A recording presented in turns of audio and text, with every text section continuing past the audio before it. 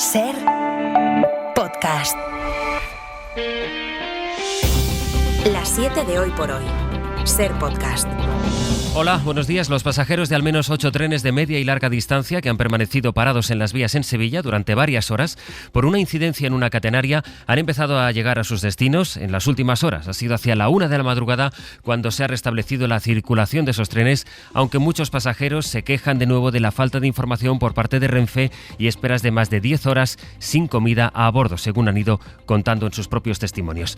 Además de los problemas en estos trenes, el asunto más preocupante con el que empieza el miércoles y está también en Andalucía es el incendio que se declaró ayer en Tarifa y que obligó a desalojar hoteles, campings de los alrededores. Al menos 17 medios aéreos participaron en las labores de extinción de un fuego que empezó a eso de las 4 de la tarde y que se propagó de forma muy rápida por la velocidad del viento. José Antonio Santos es el alcalde de Tarifa. La verdad que el viento de levante ha ayudado también mucho, hay mucho pasto, más la arboleda grande, y el problema es que ha salido en el peor sitio que podía haber salido, que es la franja de donde tiene todo el comercio hotelero prácticamente Tarifa. Y bueno, ahora mismo se ha metido también... Además del incendio en Tarifa, el otro gran foco de preocupación hasta ahora está en Galicia, donde las llamas continúan afectando a la localidad de Ponteceso, en A Coruña, donde las autoridades han tenido que desalojar a los vecinos de la parroquia de Cormealdea ante el avance de las llamas. La Xunta de Galicia habla de un atentado, habla por tanto de un fuego que ha sido intencionado. Así viene el día, pendiente por tanto de la incidencia ferroviaria de ayer a última hora del día y que se ha alargado hasta la madrugada, como también de esos dos incendios en Tarifa y en A Coruña. Por lo demás, a menos de 24 horas para que entren en vigor los aranceles estadounidenses del 15% a las importaciones que provengan de la Unión Europea, Donald Trump recuerda a los 27 que deben cumplir su promesa, es decir, que tienen que pagar 600.000 millones de dólares en su país. De lo contrario, Trump avisa. Subirá esos aranceles hasta el 35% porque, según él, la rebaja de la barrera al 15% que acordó con von der Leyen está condicionada a esa inversión. Inversión que el presidente de Estados Unidos describía como un regalo que le vamos a hacer los europeos. Fernando Bayo, buenos días. Buenos días. Sí, un regalo condicionado que Estados Unidos invertirá en lo que quiera, ha dicho Donald Trump en una entrevista al canal económico MSNBC, en el que también ha advertido de que la próxima semana podría anunciar nuevos aranceles a la importación de chips, de semiconductores y de productos farmacéuticos extranjeros. Después, en una rueda de prensa, a Trump le han preguntado por la intención del primer ministro israelí de ocupar toda la franja de Gaza.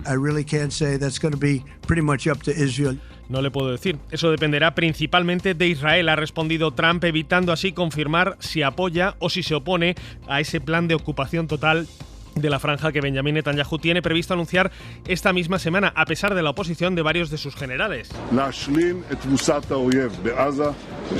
No renunciaremos a ninguno de nuestros objetivos en Gaza y lo haremos gracias al gran sacrificio de nuestros soldados, decía ayer Netanyahu, quien mantiene un enfrentamiento con el jefe del Estado Mayor israelí por oponerse a la ocupación plena que pondría en riesgo, dice, la vida de los rehenes israelíes en poder de Hamás. Eso en Israel. Mientras tanto, en la franja en Gaza,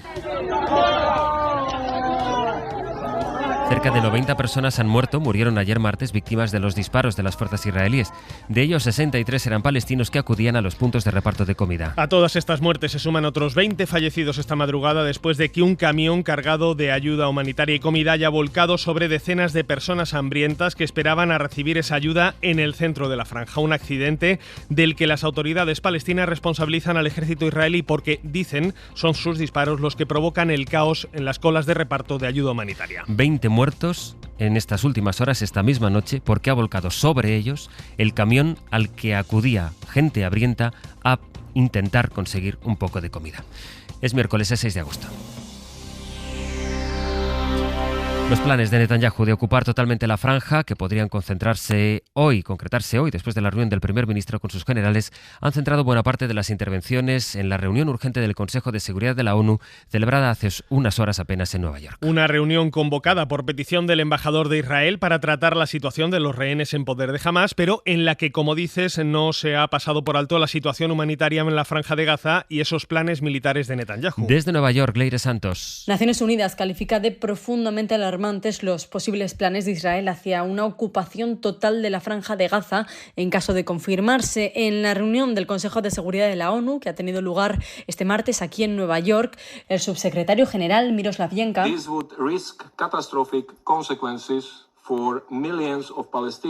ha dicho que esto implicaría consecuencias catastróficas y que podría poner en mayor peligro la vida de los rehenes que quedan en Gaza. Israel solicitó esta reunión para debatir la situación de los rehenes secuestrados por Hamás, pero el Consejo de Seguridad ha aprovechado para hablar también de la situación de los palestinos. Mr. President, the situation in Gaza is horrifying. It is unbearable. Dice que la situación en Gaza es horripilante, es insoportable y que Israel debe facilitar inmediatamente la entrada de ayuda humanitaria para los civiles. En la reunión han hablado también de la situación de los rehenes secuestrados por Hamás y han demandado su liberación. Al otro lado del mundo, en Japón, se ha conmemorado esta noche el 80º aniversario del lanzamiento de la bomba atómica estadounidense sobre la ciudad de Hiroshima.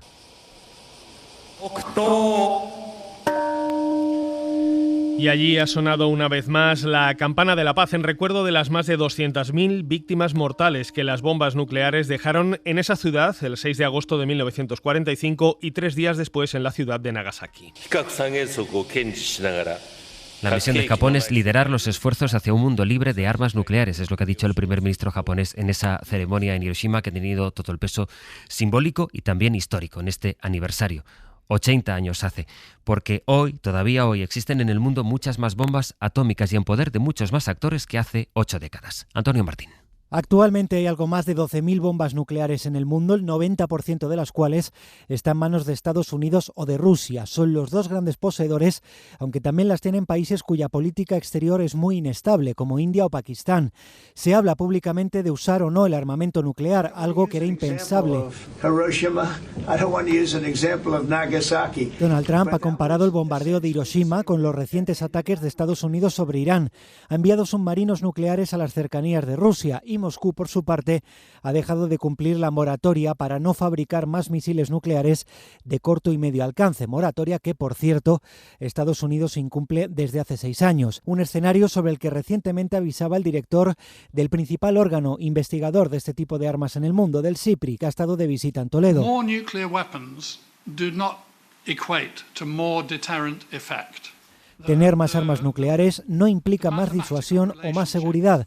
A veces, decía, puede significar justo lo contrario. ¿A dónde vamos a ir? Porque el gobierno ha confirmado que la semana que viene va a empezar a trasladar a los menores migrantes no acompañados solicitantes de asilos. Desde allí, desde el archipiélago, a centros que están en la península. Es una medida que llega tras meses de disputa entre los gobiernos central e insular y también después de que el Supremo haya amenazado al gobierno con medidas coercitivas si es que no cumplía. Sí, la secretaria de Estado de Migraciones, Pilar Cancela, decía anoche en Hora 25 que esas derivaciones se van a hacer poco a poco. Creo que lo importante es que las derivaciones no pueden ser tampoco derivaciones masivas. Nosotros cuando derivamos en el sistema de acogida para adultos, ese sistema es completamente distinto. Cuando se trata de menores es muy importante que el tratamiento individualizado sea también en grupos pequeños. Derivaciones que no se harán, eso sí, de momento a la Comunidad de Madrid, cuyo gobierno, el de Isabel Díaz Ayuso, ha llevado ante los tribunales la reubicación de los menores. La decisión del gobierno central de iniciar los traslados de menores migrantes, forzada como decimos por esta orden del Supremo, ha sido recibida con alivio por parte del gobierno de Canarias, que asegura que por fin empiezan a ver algo de luz. Desde Canarias, Agustín Padrón, buenos días. Buenos días. El gobierno de Canarias ve de forma muy positiva que ya hay un calendario de desplazamiento de estos menores con protección internacional tras tener que recurrir al Tribunal Supremo ante la insolidaridad de una acogida voluntaria por otras comunidades. Sandra Rodríguez es directora general de Protección al Menor del Gobierno canario. Por fin comenzamos a ver algo de luz al final de todo este camino que comenzamos en octubre del año pasado y que el primer auto del Supremo es del 18 de marzo, donde obligaba al Estado a en 10 días dar respuesta a los menores con protección internacional. Recordar que en Canarias tiene bajo su tutela más de 5.000 menores que llegaron solos a las islas en la ruta migratoria desde África, de los que 1 millar son solicitantes de asilo. Vamos a Valencia, donde la Generalitat ha aprobado en su último pleno, antes del parón de verano, condecorar a los escoltas que acompañaron a Carlos Mazón el día de la Dana. Es decir, mientras el presidente estuvo ausente del CECOPI y en las jornadas posteriores a la tragedia que se cobró la vida de 228 personas solo allí en esa provincia. Valencia, Manuel Gil, buen día. Buen día. En total son 16 condecoraciones de oro al mérito policial, 2 de ellas para los escoltas de Mazón la tarde del 29 de octubre, 66 de plata y 1 de bronce. La portavoz del Consejo, Susana Camarero, asegura que esos reconocimientos han sido a propuesta de la Policía Autonómica y no de la Generalitat. Ya dijimos en su momento que son a propuesta, en este caso de la propia unidad adscrita, y por lo tanto es la unidad la que determina a quién se va a conceder este año todas las medallas. Pero socialistas y Compromís temen que la Generalitat esté premiando el silencio de los policías autonómicos sobre lo que hizo Mazón el día de la Dana. Y el presidente del Gobierno, Pedro Sánchez, podrá ejercer la acusación popular en la causa abierta contra Hazte Oír por haber colocado una lona frente al Congreso de los Diputados. Un cartel en el que la Asociación Ultra llamaba al presidente corrupto. Esta fue la misma lona que un juzgado de guardia de Madrid retiró de manera cautelar al considerar que los mensajes que contenía iban más allá de la mera libertad de expresión. Isabel Vega, buenos días. Buenos días. La titular del juzgado de instrucción número 12 de Madrid ha admitido la personación de Pedro Sánchez como acusación particular en la causa abierta tras la denuncia del Grupo Parlamentario Socialista por la colocación de una lona en un edificio frente al Congreso en la que Hazte Oír le llamaba corrupto. Es la misma lona que fue retirada cautelarmente por un juzgado de guardia de Madrid por exceder los límites de la libertad de expresión, y es la misma lona que Hazte Oír ha colocado en camiones que fleta cada vez que hay un hito judicial y que ahora ha colocado en un globo aerostático, según anunciaron en redes sociales. Lo que denunciaron los socialistas es un delito de injurias y calumnias con publicidad del que Pedro Sánchez sería el principal perjudicado, y el partido, como acusación popular, ha pedido que se amplíen las cautelas para que deje de circular en cualquier soporte esa misma imagen de la lona. Es miércoles, hoy es 6 de agosto, estamos en teoría en la mitad de la ola de calor, aunque nos advierten los meteorólogos de que este episodio de temperaturas extremas quizás se prolongue, al menos dicen ahora los mapas, hasta el martes de la semana que viene. Hoy las temperaturas estarán en torno a los 40-42 grados, las máximas en el sur y en el interior de la península. Y el caso es que, según van avanzando las investigaciones científicas, constatan que la frecuencia que vemos de olas de calor en verano no solo se van a producir en verano, sino que se van a poder producir incluso fuera de esta estación, en primavera o en otoño. Y la causa principal es, dicen los expertos, el cambio climático. María Manjabacas. Es una cifra redonda, 90 olas de calor, cada vez duran más. Esta en la que estamos, todo apunta a que superará la semana, pero es que hay olas de calor que han durado casi un mes, 26 días concretamente, la que vivimos en 2015 y tuvimos otra de 18 en 2022, que hasta la fecha es considerada la más intensa porque afectó a 44 provincias durante un tiempo muy prolongado. Y ante esto, la pregunta recurrente es ¿por qué pasa esto ahora? Y los expertos de la Agencia Española de Meteorología lo tienen claro. Es consecuencia directa del cambio climático. La temperatura media en España ha aumentado casi 2 grados en promedio anual y esta es la consecuencia.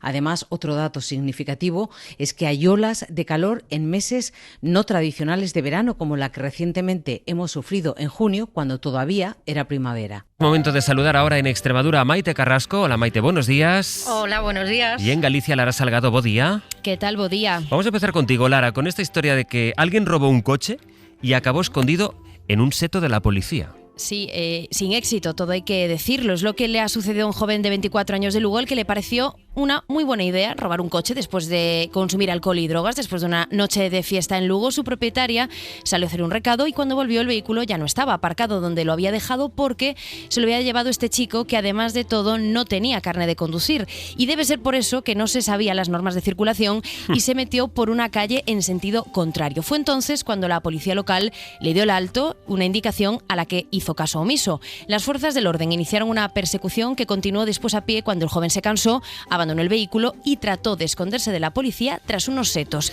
De mucho no le sirvió ese escondite porque, como era evidente, acabó detenido.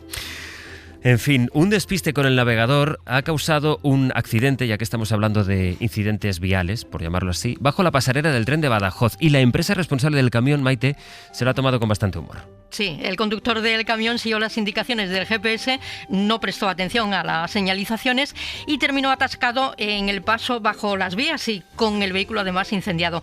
El accidente quedó pues solo en eso, en un susto, sin daños personales, lo que hizo que uno de los trabajadores de la empresa responsable de ese camión se tomara con cierto humor la situación. Se apoyó junto al coche mientras llegaba la grúa a la sombra, porque a las 4 de la tarde aprieta el calor aquí en Badajoz, y no dejó de ver cómo la gente se acercaba a hacer fotografías con el móvil al camión, con la caja destrozada. Decía él, mira que llevo aquí un poco rato, pero no sé cuántas personas han pasado ya por aquí a las 4 de la tarde.